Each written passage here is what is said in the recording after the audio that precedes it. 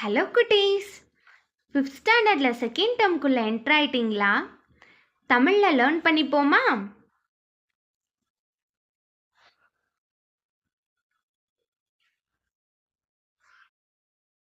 முதல் பாடம் பாருங்க.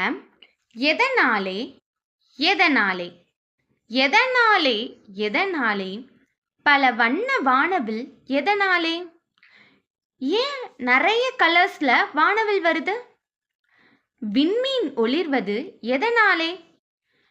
எப்படி ஸ்டார்ஸ் மட்டும் இவ்வளோ பிரைட்டாக மின்னுது? எப்படி ஒளிவிடுது? ரோஜா பூ சிவப்பது எதனாலே? எப்படி ரோஜா பூ மட்டும் இவ்வளோ ரெட்டிஷாக ரெட் கலராக இருக்கு? இலைகள் உதிர்வது எதனாலே? ஏன் இலையெல்லாம் உதிருது? மின்மீன் மின்னுவது எதனாலே? எப்படி மின்மினி பூச்சி மட்டும் மின்னிட்டே இருக்கு? பறவைகள் பறப்பது எதனாலே? எப்படி பேர்ட்ஸ் எல்லாம் ஃப்ளை பண்ணுது? மின்னல் மின்னுவது எதனாலே? எப்படி மின்னல் மின்னுது? மேகம் கருப்பது எதனாலே? ஏன் மேகம் பிளாக்கா இருக்கு? கடலில் அலைகள் எதனாலே? எப்படி கடல்ல மட்டும் அலைகள் உருவாகுது? அனைத்தின் காரணம் கண்டறிந்தால் அறிஞனாகலாம் அதனாலே. இதோட ரீசன்ஸ் எல்லாம் நீங்கள் தெரிஞ்சுக்கிட்டீங்கன்னா நீங்களும் அறிஞனாகலான்னு கொடுத்துருக்காங்க. அறிஞன்னா ஒரு பிரைட் நாலேஜ் உள்ள பர்சன். சரி, பாடலை மட்டும் இப்போ படிப்போமா? எதனாலே எதனாலே எதனாலே எதனாலே பல வண்ண வானவில் எதனாலே? விண்மீன் ஒளிர்வது எதனாலே? ரோஜா பூ சிவப்பது எதனாலே? இலைகள் உதிர்வது எதனாலே? மின்மினி மின்னுவது எதனாலே? பறவைகள் பறப்பது எதனாலே? மின்னல் மின்னுவது எதனாலே? மேகம் கருப்பது எதனாலே? கடலில் அலைகள் எதனாலே? அனைத்தின் காரணம் கண்டறிந்தால் அறிஞனாகலாம் அதனாலே. இப்போ பாடலோட பொருள் கொடுத்துருக்காங்க. பாடலோட பொருள் என்ன கொடுத்துருக்காங்க? ஏன், எதற்கு, எப்படி இந்த அறிவியல் சிந்தனைகளை தூண்டுற வகையில் இந்த பாடல் அமைஞ்சிருக்குன்னு கொடுத்துருக்காங்க. நம்மளை சுற்றி இந்த மாற்றங்கள்லாம் நிகழ்து இல்லையா? அதோட விளக்கறது, அதோட ரீசன்ஸை நமக்கு இங்கே கொடுத்துருக்காங்க. பார்ப்போமா? வானில் உள்ள நீர்த்துளிகளுள் சூரிய ஒளி ஊடுருவும் போது நீர்த்துளிகளின் பின்புறமாக எதிரொலிப்பதால் வானவில் தோன்றுகிறது. ஏன் வானவில் தோன்றுகிறது? ஏன்னா நம்மளோட வானத்தில் இருக்க மேகத்தில் நீர்த்துளிகள் இருக்கும். அந்த நீர்த்துளிகளில் சூரிய ஒளி, அதாவது சன்லைட் ஊடுருவும் போது, சன்லைட் அந்த நீர்த்துளிகளுக்குள்ளே வரும்போது நீர்த்துளி என்ன பண்ணுமா? பின்புறமா எதிரொலிக்கும்னு கொடுத்துருக்காங்க. அதனால தான் வானவில் தோன்றுதாம். இந்த எதிரொலிப்புனா என்ன, ஒளி ஊடுருவல்னா என்ன, இதெல்லாம் நீங்கள் ஃபியூச்சர் கிளாஸஸில் படிப்பீங்க. நெக்ஸ்ட் என்ன கொடுத்துருக்காங்க? விண்மீன்கள் தங்களிடம் உள்ள ஒன்றிற்கும் மேற்பட்ட ஹைட்ரஜன் அணுக்களை இயற்பியல் நிகழ்வுகளின் உதவியுடன் ஒன்றிணைப்பதன் மூலம் ஒளி வீசுகின்றன. எப்படி விண்மீன் மட்டும் ஒளி வீசுது? ஏன்னா அதில் நிறைய ஹைட்ரஜன் அணுக்கள் இருக்குமா. அந்த ஹைட்ரஜன் அணுக்கள் இயற்பியல் நிகழ்வோட உதவியால் ஒன்றிணையும் கொடுத்துருக்காங்க. என்ன அர்த்தம்னா, விண்மீன்றது நிறைய ஹைட்ரஜன் அணுக்களால் ஆனது. அந்த ஹைட்ரஜன் அணுக்கள்லாம் ஒன்னோட ஒன்று சேரும்போது ஒன்றிணைதல் நிகழும். அந்த ஒன்றிணைதலில் இயற்பியல் நிகழ்வு நடக்கும். இதனால தான் ஒளி வீசுது.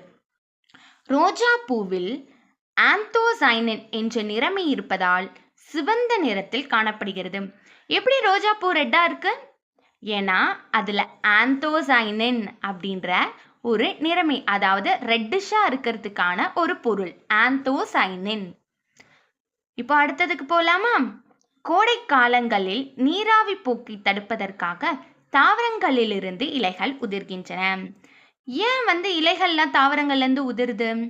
என்ன ரீசன்னா, கோடை காலத்தில் என்ன இருக்கும்? வெயில் ஜாஸ்தியாக இருக்கும். வெயில் ஜாஸ்தியாக இருக்குன்னா என்ன இருக்கும்? நீராவி போக்கு ஜாஸ்தியாக இருக்கும். நீராவி போக்குனா என்ன? இலையில அதாவது வேர் உறிஞ்சக்கூடிய தண்ணிய தண்டு மூலமா அந்த இலைக்கு தாவரம் எடுத்து சென்றிருக்கும் இல்லையா, அந்த நீர் அந்த வெயில் ஜாஸ்தியா இருக்கிறதுனால ஆவியா வெளியில போயிடும். அந்த நீராவி போக்க தடுக்கிறதுக்காக தாவரங்கள் என்ன பண்ணுமா, அதுகிட்ட இருக்க இலைகள்லாம் உதிர்க்குது அப்படின்ட்டு கொடுத்துருக்காங்க. மின்மினி பூச்சிகளின் பின்னால் அடிக்கடி விளக்கு எரிவதைப் போல் மின்னுகின்றன. காரணம், லூசிஃபெரஸ் என்சைம் மின்மினி பூச்சி பின்னால் இருப்பதால் மின்னுகிறது. ஏன் மின்மினி பூச்சி மின்னுது? ஏன்னா அதுல லூசிஃபெரஸ் என்சைம் அப்படின்றது மின்மினி பூச்சியில இருக்கு.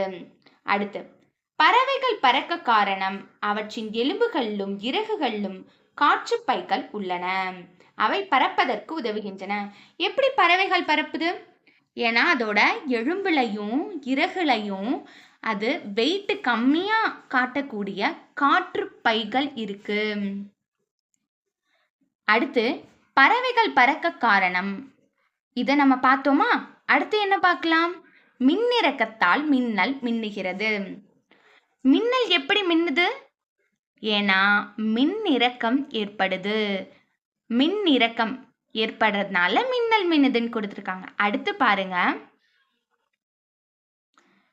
மேகத்தில் அதிக அளவு நீர் இருப்பதால் சூரிய ஒளி ஊடுருவ முடியாது. ஆதலால் மேகம் கருப்பாக தோன்றுகிறது. ஏன் மேகம் கருப்பா இருக்கு? ஏன்னா மேகத்துல தண்ணி ஜாஸ்தியா இருக்கும். நீங்க பார்த்துருப்பீங்க, மேகம் எப்பெல்லாம் டார்க்கா இருக்கும், மழை பெய்யறதுக்கு முன்னாடி டார்க்கா இருக்கும். ஸோ அதிக அளவு நீர் இருக்கிறதுனால சன்லைட் என்ன பண்ண முடியாது, மேகத்துக்குள்ள வர முடியாது. அதனால தான் மேகம் கருப்பா இருக்கு. அடுத்து, பூமியின் மீது சந்திரனின் ஈர்ப்பு விசை இருப்பதால் கடலில் அலைகள் தோன்றுகின்றன. ஏன் கடல்ல அலைகள் வருது? நமக்கு தெரியும், நம்ம வாழ்ற கோள் பூமி. பூமியோட துணைக்கோள் சந்திரன். சந்திரன்னா என்ன? நிலா. அந்த பூமிக்கும் நிலாக்கும் ஒரு கிராவிடேஷனல் ஃபோர்ஸ் இருக்கும், அதாவது ஈர்ப்பு விசை. இந்த ஈர்ப்பு விசை இருக்கிறதுனால தான் என்ன பண்ணுது, கடல்ல அலைகள் தோன்றுதுன்னு கொடுத்துருக்காங்க. எக்ஸாம்பிளுக்கு உங்களுக்கு ஒரு ஈஸியாக புரியணும்னா, ஒரு டோர் இருக்கு, நம்மளோட வீட்டு டோர் இருக்கு. அதை நம்ம பின்னாடியிலேருந்து தள்ளினோன்னா கதவு மூடுது, இல்லை முன்னாடியிலேருந்து தள்ளினோன்னா கதவு திறக்குது. அதே தான் அங்கே ஒரு விசை ஏற்படுறதுனால, அதாவது ஒரு எக்ஸ்டர்னல் ஃபோர்ஸ் இருக்கிறதுனால கடல்ல அலைகள் தோன்றுதுன்னு கொடுத்துருக்காங்க. அடுத்து மதிப்பீட்டு போயிடுவோமா? மதிப்பீடில் பாருங்க, விண்மீன். விண்மீன் என்னப்பா பண்ணும்? ஒளிரும். ஆமா, விண்மீன் என்ன பண்ணும்? ஒளிரும். ரோஜாப்பூ என்ன பண்ணும்? சிவக்கும். ரோஜாப்பூ ரெட்டிஷா இருக்கும், நம்ம பார்த்தோம் இல்லையா? மேகம். மேகம் என்ன பண்ணும்? கருத்திருக்கும். ஆமா, பிளாக் கலரா இருக்கும். மழை பெய்யறதுக்கு முன்னாடி மேகம் எப்படி இருக்கும்? கருத்திருக்கும். இலை. இலை என்ன பண்ணும்? உதிரும். இலை என்ன பண்ணும்? உதிரும். பறவை. பறவை என்ன பண்ணும்? பறக்கும். ஆமா, பறவை பறக்கும். அடுத்து பாருங்க, வினாக்களுக்கு விடையளிக்க. ஃபர்ஸ்ட் கொஸ்டின் என்ன? வானவில் எப்படி தோன்றுகிறது? வானவில் எப்படி தோன்றுகிறதுன்னு நம்ம பார்த்தோம். இங்க பாருங்க, வானில் உள்ள நீர்த்துளிகளுள் சூரிய ஒளி ஊடுருவும் போது நீர்த்துளிகளின் பின்புறமாக எதிரொலிப்பதால் வானவில் தோன்றுகிறது. இப்போ வானவில் தோன்றுகிறதுன்றதுக்கு ஆன்சர் என்ன? அந்த ஃபர்ஸ்ட் பாயிண்ட்டை நீங்கள் எடுத்து எழுதணும். ஓகே, செகண்ட் கொஸ்டின் என்ன? கடலில் ஏன் அலைகள் உண்டாகின்றன? கடலில் ஏன் அலைகள் உண்டாகின்றன நம்ம இப்போதான் பார்த்தோம் இல்லையா? என்னது? பூமியின் மீது சந்திரனின் ஈர்ப்பு விசை இருப்பதால் கடலில் அலைகள் தோன்றுகின்றன. ஆமாம், அந்த கிராவிடேஷனல் ஃபோர்ஸ்னால தான் நமக்கு கடல்ல அலைகள் தோன்றுது. இப்போ உங்களுக்கு ஒரு கொஸ்டின். என்ன கொஸ்டின்னா, இங்கே கொடுத்துருக்காங்க பாருங்க, சிந்தனை வினா. நாம் வாழும் பூமி சுழன்று கொண்டே இருக்கிறது, ஆனால் அதில் வாழும் நாம் சுழல்வதில்லை. ஏன்? விடை காண்போமா? இதை நீங்கள் யோசிச்சுட்டு கமெண்ட் பண்ணுங்க. நம்ம அடுத்த வீடியோவில் அடுத்த லெசன் பார்ப்போம். என்ன கொஸ்டின்னா, பூமி ரொட்டேட் ஆகிட்டே இருக்கு, சுழன்றுட்டே இருக்கா, அதாவது ஒரு ரொட்டேஷனில் இருக்கு. ஆனால் பூமியில் வசிக்கிற நம்ம ரொட்டேஷனில் இல்லை. எப்படி?